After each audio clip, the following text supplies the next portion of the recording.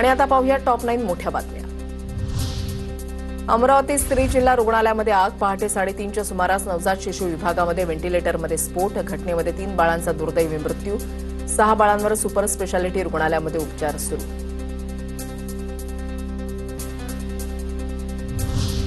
आगीत 3 बालकांचा मृत्यू झाल्याची घटना अतिशय दुःखद आणि हृदयद्रावक।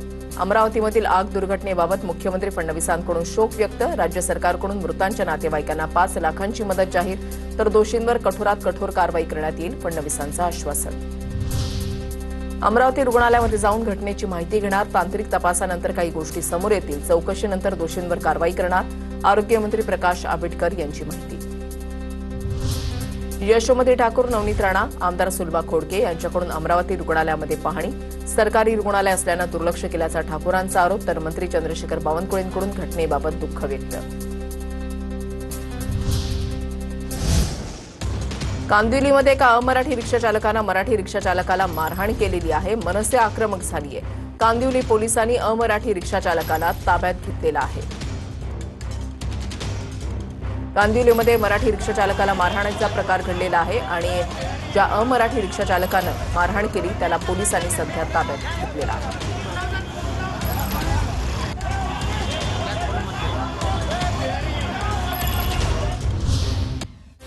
मंत्री चंद्रशेखर बावनकुळेंकडून रुग्णालय दुर्घटनेच्या चौकशीचे आदेश। प्रशासनाकडून सर्वतोपरी मदतीचं आश्वासन, तर यशोमती ठाकूर यांच्याकडून अमरावती रुग्णालयामध्ये पाहणी।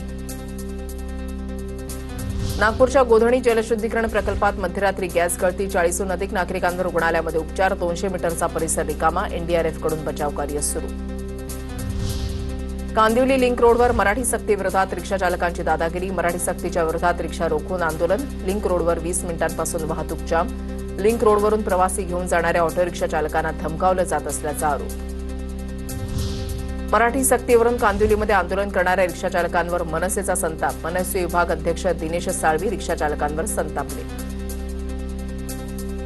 रिक्षा टॅक्सी बंदच्या अफवांवर विश्वास ठेवू नका। प्रवाशांची गैरसोय टाळणं चालकांची सामाजिक जबाबदारी।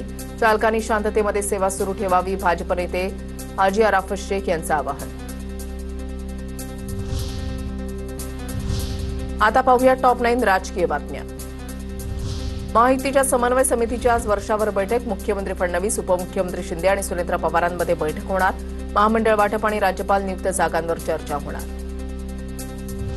राज्य मंत्रिमंडळाची आज दुपारी 2 वाजता बैठक। मंत्रिमंडळ बैठकीपूर्वी राष्ट्रवादीची प्री कॅबिनेट बैठक होणार। सह्याद्री अतिथीगृहावर राज्य मंत्रिमंडळाची बैठक। महिला आरक्षण विधेयकावरून भाजपचा खोटारडेपणा, नौटंकी सुरू। महिला आरक्षण विधेयकामध्ये डिलिमिटेशन बिल घुसवलंय। महिला आरक्षण विधेयकावरून दुटप्पी कोण, हा प्रश्न स्वतःला विचारा। संजय राऊतांचं मुख्यमंत्री फडणवीसांना उत्तर। निवडणूक आयोग, राज्यपाल आणि विधानसभा अध्यक्षांनी संविधानासोबत बदमाशी केली। कायदेशीर सत्य हे उद्धव ठाकरेंच्या बाजूनं। वकील असीम सरोदेंची प्रतिक्रिया। मोदींबाबत दंतकथा पसरवल्या जात आहेत। भाजपकडून फक्त खोटारडेपणा आणि ढोंग सुरू आहे। मोदींनी गुजरातमध्ये चहा विकल्याचा पुरावा द्यावा। संजय राऊत यांचा पंतप्रधान मोदींवर निशाणा।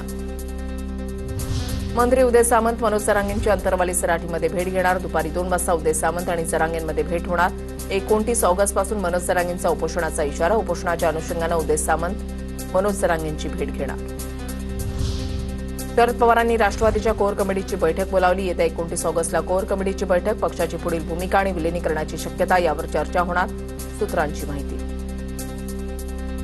पूर्व द्रुतगती मार्गावरील वाहतूक कोंडीवरून भांडूप इथे मनसेचं आंदोलन। पुलाच्या कामामुळे सातत्यानं वाहतुकीची कोंडी। संजय राऊतांनी आंदोलकांचं म्हणणं ऐकून घेतलं।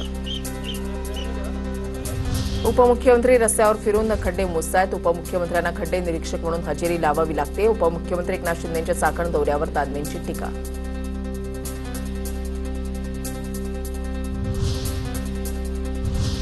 आता पाहूया टॉप 9 महत्त्वाच्या बातम्या। सुटतेल बंदीच्या तुकाराम मुंडेंच्या निर्णयाला व्यापारी कोर्टामध्ये आव्हान देणार। व्यापाऱ्यांचा राज्य सरकारला 15 दिवसांचा अल्टिमेटम। निर्णय मागे न घेतल्यास राज्यभरातील व्यापारी रस्त्यावर उतरणार। नाशिकमधील अखिल भारतीय खाद्यतेल व्यापारी महासंघाच्या बैठकीत निर्णय। प्युअर तेल काढण्याचा आमचा पारंपरिक व्यवसाय। समाजानं कधी भेसळयुक्त तेल विकलेलं नाही। सुट्या तेलावरील बंदीनंतर बावनकुळेंच्या समोर वडेट्टीवारांकडून नाराजी व्यक्त, तर याबाबत मंत्रिमंडळ बैठकीमध्ये विषय मांडून मुख्यमंत्र्यांशी बोलणार, बावनकुळेंचं आश्वासन। साखरेच्या दरामध्ये वाढ झाल्यानं साखर आयात करण्याचा केंद्र सरकारचा निर्णय। येत्या 15 ऑक्टोबरपर्यंत सरकार साखर आयात करणार। साखर आयात केल्यानं येत्या काही दिवसात साखरेचे भाव घसरणार असल्याची माहिती. दिवाळीपर्यंत साखर 100 पार जाण्याची शक्यता. साठेबाजी टाळण्यासाठी प्रशासनाचे लक्ष. राज्याला दरमहा 3 लाख टन साखरेची गरज. सध्या राज्यामध्ये 18 लाख टन साखर शिल्लक, तर खुल्या बाजारामध्ये साखर 80 रुपयांवर पोहोचली. साखरेची साठेबाजी रोखण्यासाठी सरकारचं मोठं पाऊल. मोठ्या घाऊक ग्राहकांसाठी साठा मर्यादा कमी केला. 1 सप्टेंबर ते 30 नोव्हेंबरपर्यंत व्यापाऱ्यांना केवळ 15 दिवसांचा साठा ठेवण्याची परवानगी. यापूर्वी 30 दिवसांच्या साखर साठ्याची मर्यादा होती. पाण्याची आणि व्यावसायिक वापराची साखर वेगळी करा. सहकार मंत्री बाबासाहेब पाटील यांची मागणी. वाढत्या साखर दरावर राज्य सरकारचा केंद्राला प्रस्ताव. पाण्यासाठी साखरेचा स्वतंत्र कोटा ठेवून दर कमी ठेवण्याची मागणी. तर बिस्किट, शीतपेयांसह व्यावसायिक वापरासाठी साखरेचे दर वेगळे ठेवण्याचा प्रस्ताव. राज्यातील सहकारी साखर कारखान्यांना तब्बल 4,000 कोटींचं सवलतीनं कर्ज मिळणार. सहकार विभागाकडून वित्त विभागाकडे प्रस्ताव सादर. कारखान्यांना खेळतं भांडवल उपलब्ध होणार. ज्या भागामध्ये पीएनजी उपलब्ध आहे, पीएनजी आणि एलपीजी कनेक्शन एकाच वेळी मिळणार नाही. जिल्हानिहाय प्रशासकीय यंत्रणा उभारण्याचे पेट्रोलियम मंत्रालयाचे राज्य आणि केंद्रशासित प्रदेशांना निर्देश. खासगी कोचिंगच्या कारभाराला शिस्त लावण्यासाठी राज्य सरकार कडक निर्बंध लावणार. प्रस्तावित कायद्यानुसार क्लासेसमध्ये 13 वर्षाखालील मुलांना प्रवेश देता येणार नाही. तर पायाभूत सुविधा, विद्यार्थ्यांची सुरक्षा, समुपदेशन आणि मानसिक आरोग्याबाबतही नियम प्रस्तावित.